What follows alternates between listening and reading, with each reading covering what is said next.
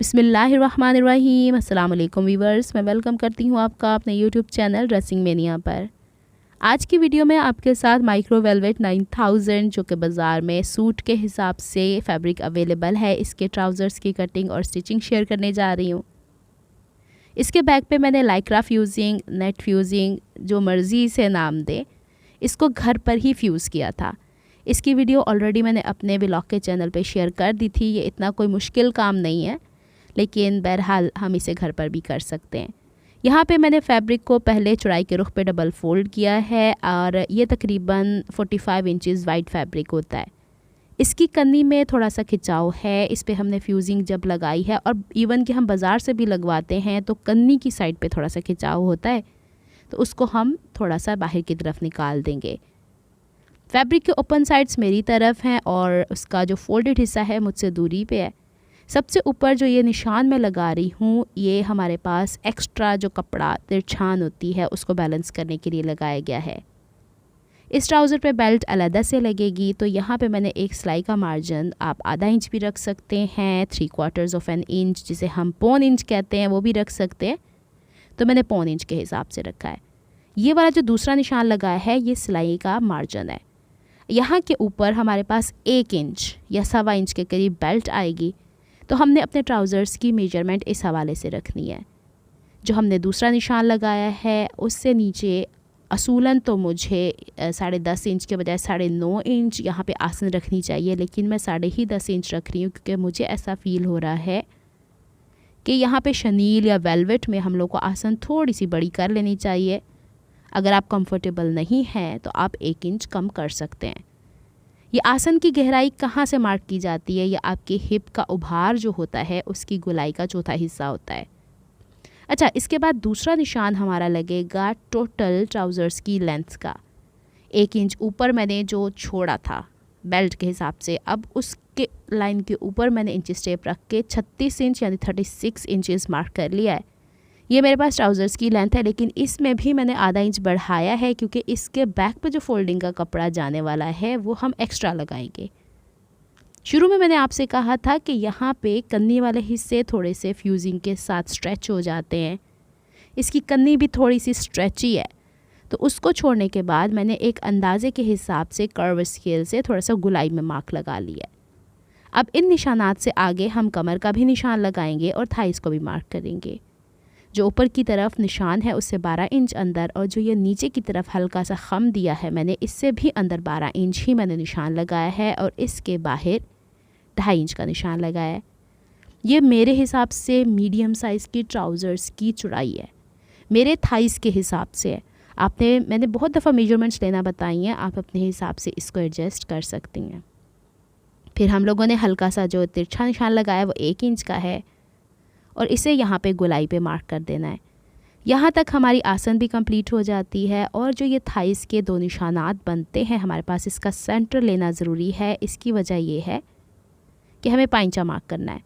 इसको मैं किनारे से नाप नहीं सकती क्योंकि इम्बैलेंस है, तो यहाँ पे जो हम लोगों ने निशान लगाया है उस पे स्केल को इस तरीके से सीधा रखना है कि इसका ये हिस्सा हमारा थाइस के साथ स्ट्रेट होगा और एक स्ट्रेट लाइन ड्रॉ कर देनी है। अब इस स्ट्रेट लाइन के आर और पार हम लोगों ने अपने उस पाइंचे का मार्क करना है जो हमको एग्जैक्ट चाहिए। मैंने 6 इंच दाएं निशान लगाया है, 6 इंच बाएं निशान लगाया है। अब ये जब हम बैक की कटिंग करेंगे तो उसमें हम एक्स्ट्रा मार्जिन जो रखते हैं वो स्विंग अलाउंस हो जाता है। अच्छा जी, अब यहाँ पे जो ये हमारे पास स्केल है इसको मैंने उल्टा करके रखा, तो ये हमारे पास इस तरीके से आउट सीम आ जाती है। इसे जब हम सीधा इस तरीके से रख देते हैं तो ये हमारी इन सीम आ जाती है। यहाँ तक तो जो एक्स्ट्रा कपड़ा बचेगा उसे हम बेल्ट में इस्तेमाल करेंगे। अब यहाँ पे जो हमारे पास इस तरीके की कटिंग है, इसे मैंने 3-4 दफ़ा इसलिए उठाया है कि थोड़ा स्लिप हो रहा था, थोड़ा सा नीचे मैट आ रहा था, तो ये बेहतर है कि आप 3-4 दफ़ा उसे देख लें इसके मुकाबले में कि हम कुछ गलत कट कर दें। तो यहाँ थोड़ी सी एहतियात के साथ मैंने इसे डबल फोल्ड रखा हुआ है, इसकी कटिंग कर देती हूँ और इसी को हम लोग कंटिन्यू करेंगे। ऊपर से जो हम लोगों ने एक्स्ट्रा मार्जिन रखा हुआ था इसको यहाँ से हम लोगों ने स्ट्रेट कर देना है। फिर इसके बाद हम लोगों ने आसन की कटिंग कर देनी है। अच्छा, ये आसन की मैंने गोलाई थोड़ी कम डीप रखी है, आप चाहें तो थोड़ी ज़्यादा डीप भी रख सकते हैं, ये आपकी चॉइस होती है।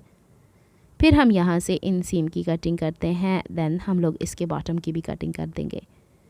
यहाँ तक हमारे पास फ्रंट पीसीस कट चुके होते हैं। अब हमने फ्रंट पीसीस पे F दोनों साइड पे लिख लेना है। अब जो बाकी ट्राउज़र का बचा हुआ कपड़ा है उसके ऊपर मैंने फ्रंट का एक पल्ला लेके, यानी वो डबल ही फोल्ड है नीचे फैब्रिक, लेकिन एक चीज़ का ख्याल रखना है कि ऊपर की तरफ ये उठान 2 इंच 2.5 इंच यहाँ पे रहे। देखें, आसन मैंने चूँकि बढ़ा लिया है, इसलिए बैक की तरफ उठान का कपड़ा अमूमन कॉटन में मैं ज़्यादा रखती हूँ, इसमें मैंने कम रख लिया है। मेन मकसद तो हमारा आसन का ही बढ़ाना होता है।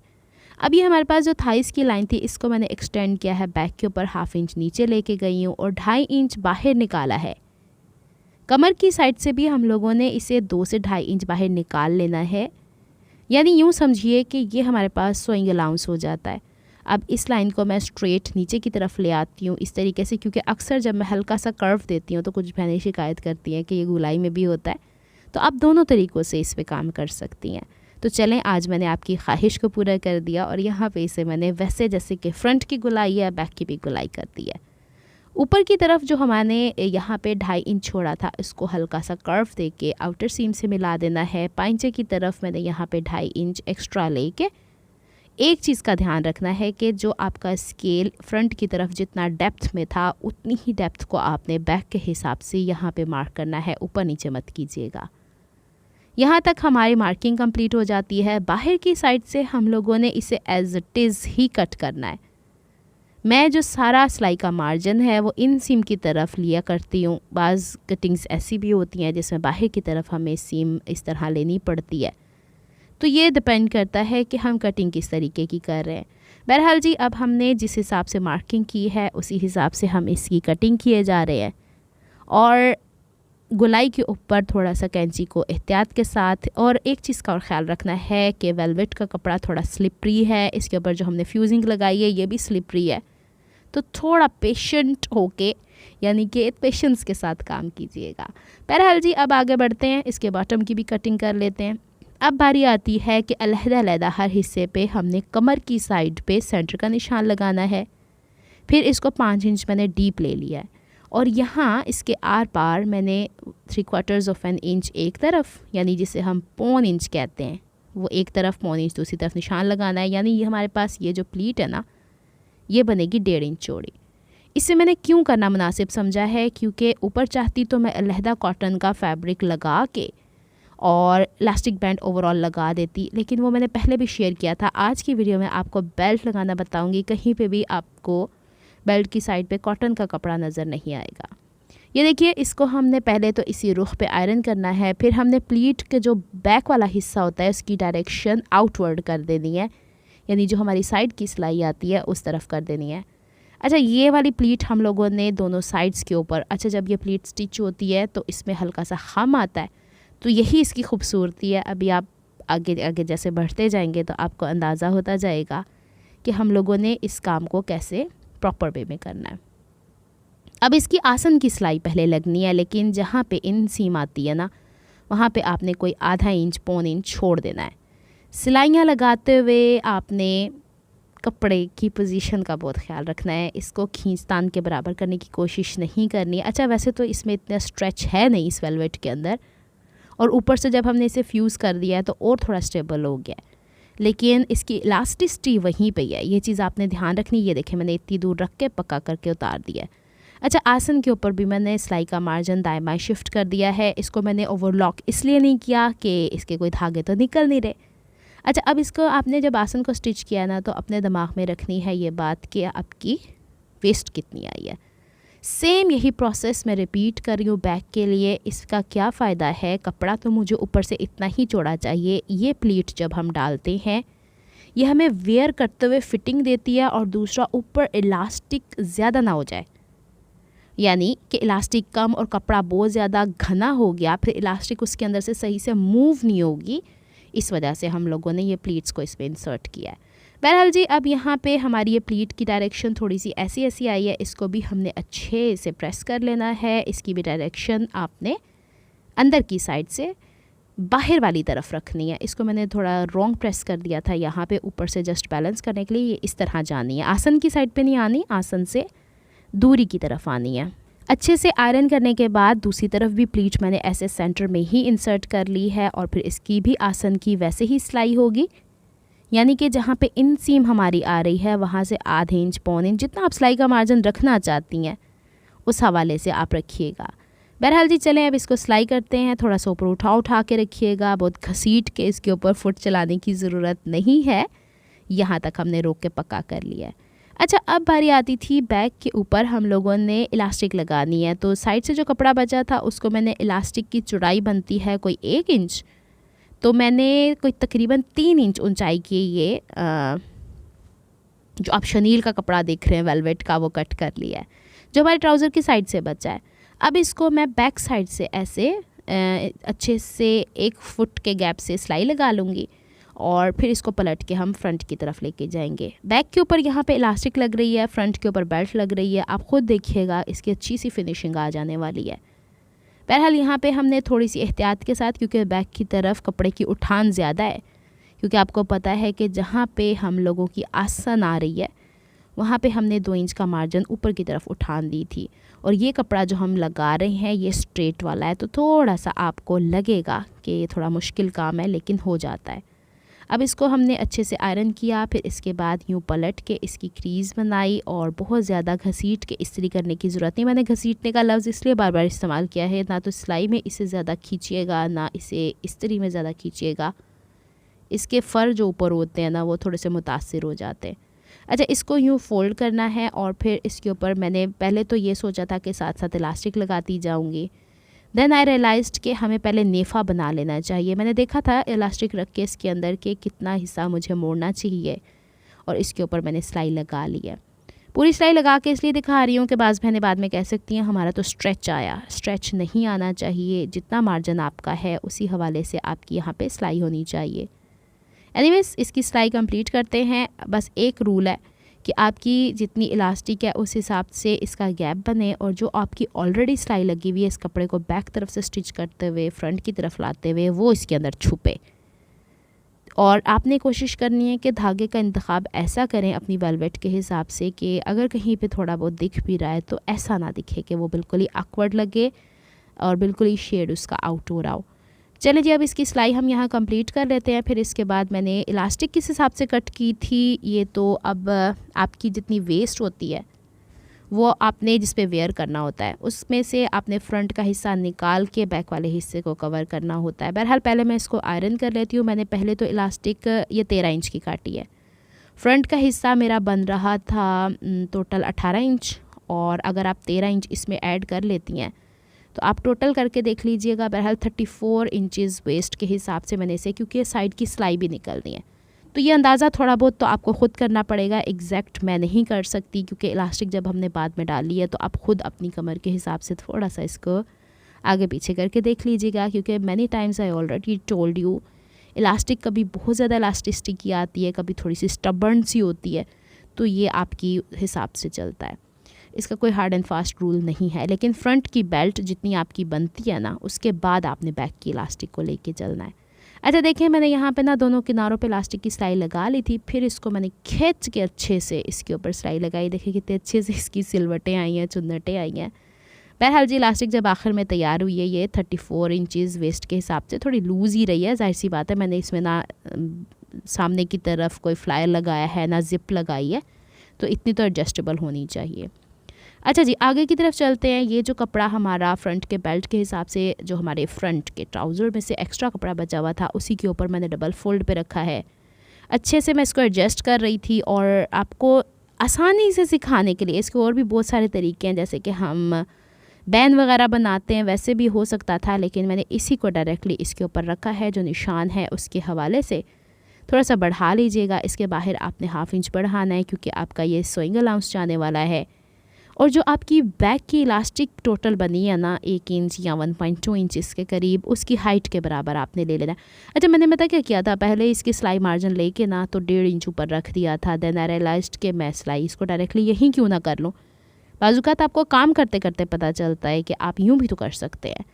तो कोई इतनी ज़्यादा प्रोफेशनल तो मैं भी सिलाई नहीं करती हूँ, तो कभी कभी जिस तरह मैं भी नॉर्मल वे में सिलाई कर लेती हूँ वही आप लोगों से शेयर कर दिया करती हूँ। चले जी, अब ये एक्स्ट्रा पहले मैं कट कर जाने वाली थी, फिर मैंने कहा कि इसको मैं बाद में बैलेंस ही करती रहूँगी। तो इसी तरह फ़ोल्ड किए हुए को ही क्यों ना मैं, जो मैंने ऊपर ब्लू निशान लगाया है इसके अंदर अंदर जाहिर सी बात है 1 फुट के गैप की मैंने यहाँ पे सिलाई का मार्जिन रखा था, तो वहीं पे मैंने सिलाई लगा दी है। होप सो आपको ये अंदाज़ा समझ में आ गया होगा। अगर हम इसको काट लेते ना तो बैलेंस करते करते ही टाइम पूरा हो जाता। हो गया यहाँ तक हमारी सिलाई कंप्लीट। इसको अब हम दोबारा से वैसे ही आयरन करते हैं जिस बेस पे हम लोगों ने सिलाई की है। सिलाई का मार्जिन बहुत ज़्यादा नहीं छोड़ना है यहाँ पे। और इसे यहाँ से कट करने के बाद इसमें आपने वी शेप कट्स ज़रूर लगाने हैं, क्योंकि अब हम इसको फ्लिप करने जा रहे हैं। चलें जी, अब मैंने ना नीचे से भी ज़रा थोड़ा ये कट कर लिया था इससे पहले कि हम वी शेप ऊपर कट करते। और बैलेंस फिर बता रही हूँ, आपने अपने हिसाब से जो बैक की आपकी हाइट है बेल्ट की वही रखनी है। इस तरह वी कट्स लगा लीजिएगा। फिर हम इसे अच्छे से थोड़ा सा फोल्ड करेंगे तो बहुत खूबसूरती से इसके ऊपर चूँकि ये फ्यूजिंग लगी है ना कहीं चिपचिपाहट इसकी फ्रंट की तरफ भी आ गई है, तो आपको लग रहा है शनील वैसे भी आपस में थोड़ी बहुत चिपकती है। तो चलें अब हम इसको यूँ इस तरह पहले आयरन करते हैं ताकि इसकी ये ऊपर की तरफ जो सिलाई है ना ये क्रीज़ बनी रहे। अच्छा, एक काम और हो सकता है, सामने की तरफ शनील रहने दें, बैक की तरफ आप एक्स्ट्रा जो कॉटन का कपड़ा होता है वो भी लगा सकती हैं, लेकिन मैंने चूँकि आपसे पहले ही कहा है कि मैं पूरा ओवरऑल शनील ही इस्तेमाल करना चाह रही हूँ ताकि आपको पता लगे कि ये भी काम हो सकता है, नॉट नेसेसरी कि हम हमेशा कॉटन के ही ऊपर बेल्ट्स लगाएं। अब इसको हमने ऊपर सिलाई का मार्जिन बैलेंस करके और इसको अच्छे से आयरन कर लेना है। यहाँ से ज़रूर बैलेंस कर लीजिएगा और इसे एक दफ़ा ज़रूर सेंटर से फोल्ड करके देख लीजिएगा, कोई एक हिस्सा बढ़ा कोई एक हिस्सा छोटा तो नहीं। यहाँ पे मैंने बैक वाले हिस्से से नाप के देखा था कि दोनों साइड्स मेरी ये बराबर हैं, then exact they are okay. तो मैं इसको सेंटर में यहाँ कट लगाती हूँ। अब हम पकड़ेंगे यहाँ पे ट्राउज़र्स के फ्रंट वाले पोर्शन को। अच्छा, पहले मेरा इरादा था फ्रंट से ले जाके बैक पे ले जाके, नहीं मतलब बैक से ले जाके जैसे हमने लास्टिक लगाई फ्रंट की तरफ। फिर मैंने ये सोचा नहीं, फ्रंट से हमें इसे गुम सिलाई ही दिखानी है, ऊपर से सिलाई नहीं दिखानी। तो सेंटर से सेंटर मैच करके फ्रंट से सिलाई लगा के इसे बैक पे ले जाना है। अच्छा, इसमें ये वाला हल्का सा खम है जो हम ऊपर बेल्ट लगा रहे हैं, तो ये आराम से छोटे छोटे पोर्शंस के साथ मिला के आप जब सिलाई लगाएंगी ना तो ना इसमें खिंचाव आएगा ना बॉटम में ट्राउज़र्स को खिंचाव आएगा। तो बड़े एहतियात के साथ आप सिलाई लगा लेंगी तो बहुत खूबसूरती से लग जाती है। अच्छा, अब सेंटर से एक तरफ हम चले गए हैं, अब सेंटर से हम दूसरी तरफ उतने ही सिलाई के मार्जिन से सिलाई लगाते चले जाएंगे। ये वाला हिस्सा ज़रूर खोल लीजिएगा कि मखमल में कहीं पे भी गलती की गुंजाइश नहीं रहती, फिर सिलाई उधेड़ना बहुत मुश्किल काम हो जाता है क्योंकि वहीं से वेलवेट के जो माइक्रो थ्रेड्स होते हैं वो निकल के आ जाते हैं और साफ़ पता लगता है कि हमने यहाँ से उधेड़ा है। चले जी, यहाँ तक सिलाई कंप्लीट होती है। फिर इसके बाद इसमें मैंने छोटे छोटे कट्स इसलिए लगाए थे कि हल्की सी गुलाई आ रही थी, तो मैंने कहा चलो थोड़े बहुत कट्स लगा देने से ये ना हो कि इसमें खिंचाव आ रहा हो। अब फ्रंट की तरफ हम इसे हल्का सा सिलाई का मार्जिन ऊपर की तरफ बेल्ट की तरफ ले जाते हुए हल्का सा प्रेस करते हैं। बैक की तरफ से दोबारा एक नज़र देख लेते हैं, ये हिस्सा ज़रूर प्रेस कीजिएगा, बाद में बैलेंस करते हुए मुश्किल होती है। ये देखिए, बैक की तरफ एक दफ़ा इस्त्री फेर लीजिएगा तो अंदाज़ा हो जाएगा कितना हिस्सा आपने सिलाई के साथ साथ इस तरह फोल्ड करना है, तो ये आराम से हो जाएगा। थोड़ा सा काम देखिए, हर एक के अंदर मेहनत तो है लेकिन करना तो है। बहरहाल जी, अब हम इसको कर लेते हैं इस तरीके से आयरन और एक्स्ट्रा मार्जिन साइड से हमने कट कर देना है। थोड़ा सा बैलेंस करने के बाद अब हमने जिस तरीके से ट्राउज़र्स के बॉटम की फ्लिप करना होता है फोल्ड करने के बाद, यहाँ से बैलेंस करना है। ये वाली टेक्निक हर जगह काम में आती है। इससे क्या हो जाता है ना कि हमारी ये वाले हिस्से गुम सिलाई में चले जाते हैं। दोबारा देखिएगा, ये वाला जो हिस्सा हम लोगों ने फ्रंट का जस्ट फोल्ड किया था उसको हमने परमानेंटली फिक्स तो किया नहीं था, बैक वाली इलास्टिक तो परमानेंटली फिक्स हो गई ना दोनों तरफ से। तो हमने इसे आराम से यहाँ पे सिलाई का मार्जिन जितना दरकार है उस हवाले से हमने सिलाई करनी है। यहाँ पे थोड़ा सा मुश्किल पेश आ सकती है, थोड़ा सा पेशेंस के साथ काम कीजिएगा। और ये जो आपका सिलाई का मार्जिन है ना, इसे ऊपर की तरफ ज़रूर ही रखिएगा, नहीं तो फिर दिक्कत हो जाने वाली है। और फिर अब हम इसको बैलेंस करते हुए साइड की सिलाई लगाते हुए पाइंचे की तरफ चले जाएंगे। दोनों हिस्से हमने यूं ही करने हैं। मैंने इसलिए सिलाई लगा के दिखा दी है, बहनें कहती हैं हमारे से बड़ी मुश्किल से ये सिलाई होती है। आप मेरे हाथों की मूवमेंट देखें, आप मेरी मशीन की मूवमेंट देखें, मैंने नी लिफ्टर से कोई प्रेशर फुट ऊपर नहीं उठाया है।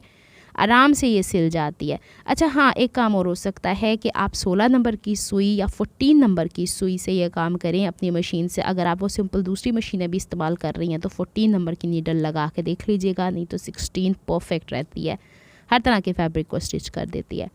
बहरहाल जी, अब हम इसको जो थोड़ा बहुत नीचे बढ़ा है उसको हम बाद में देख लेंगे, क्योंकि वेलवेट अपनी नेचर तो ख़त्म करती ही नहीं है, उसमें कहीं ना कहीं स्ट्रेच तो होता है। ऊपर की तरफ से अब हमने इसको यूँ फ्लिप कर दिया, ये थोड़ा बहुत बड़ा है तो ठीक है, इतना तो चलता ही है। अब इसको हम दूसरी साइड पे भी ऐसी सिलाई लगाएंगे, इस तरह फोल्ड करके इसके ऊपर यहाँ पे हम तुरपाई करेंगे।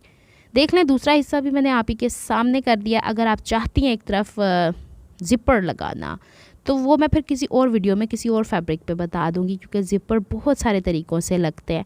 आप साइड पे भी लगा सकती हैं, फ्रंट फ्लायर भी लगा सकती हैं, वो भी मैंने आपको अपने व्लॉग के चैनल पे शेयर किया था, वो भी ड्यू है, उसकी वीडियो यहाँ पे मैंने शेयर करनी है।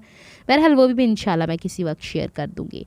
चलें जी, इसको जल्दी से बातों बातों में हम फ्लिप करते हैं और फिर इसका काम भी कंप्लीट करते हैं। आखिर में रह जाता है हमारा पंचा और इन सीम की सिलाई। आप आखिर में देखेंगी बहुत खूबसूरती से ये पूरी ओवरऑल आपकी ट्राउज़र बनी। अच्छा, इसके कमीज़ की कटिंग और स्टिचिंग बाकी है, वो भी इंशाल्लाह मैं इस वीडियो के बाद कोशिश करूँगी आप लोगों से शेयर कर दूँ। ये देखिए, अब हमने इसको यूँ पलटना है और यहाँ पे हमने इसकी तुरपाई कर देनी है। चलें जी, अब बारी आती थी तो इसके पाइंचे की। तो पाइंचों के लिए मैंने क्या किया है कि ये कॉटन का कपड़ा 3.5 से 4 इंच हाइट का, पाइंचे की चौड़ाई के बराबर, जिस तरह हम पलटा लगाते हैं वैसे हम लोगों ने इसके साथ आधा इंच की फोल्डिंग कर रखी है।